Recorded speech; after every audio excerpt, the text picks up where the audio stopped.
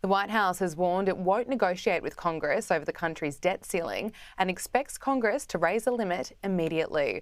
The US Treasury formally warned Congress the country has exceeded the statutory limit of $31 trillion as it enacted extraordinary measures to hold off a national default. Sky News Washington correspondent Annelise Nielsen reports. The countdown is on for the US government to formally default on its loans. The Treasury Secretary has announced that the US has surpassed its debt ceiling.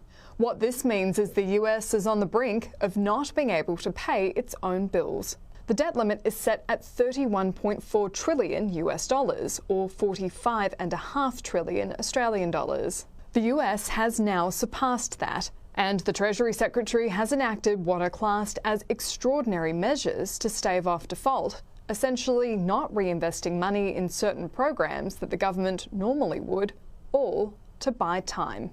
Treasury Secretary Janet Yellen warns the period of time that extraordinary measures may last is subject to considerable uncertainty, including the challenges of forecasting the payments and receipts of the US government months into the future.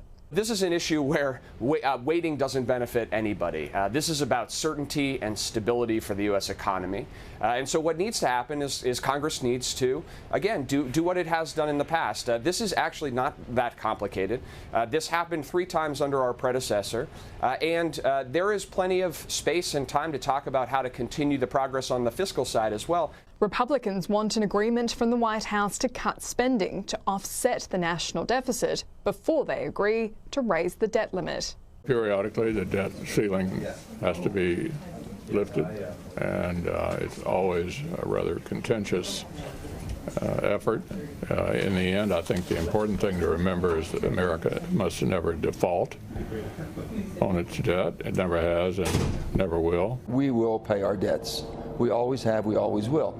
How Messi is going to getting from point A to point B, we don't know yet. But we're going to have to agree that we have a tremendous amount of debt that we're writing checks our kids can't cash. You've got to address it. What generation is going to address it? Is it irresponsible for us?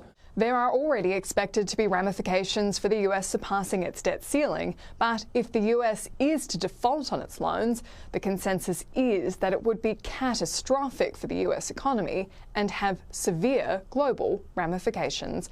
Annelise Nielsen, Sky News, Washington, DC.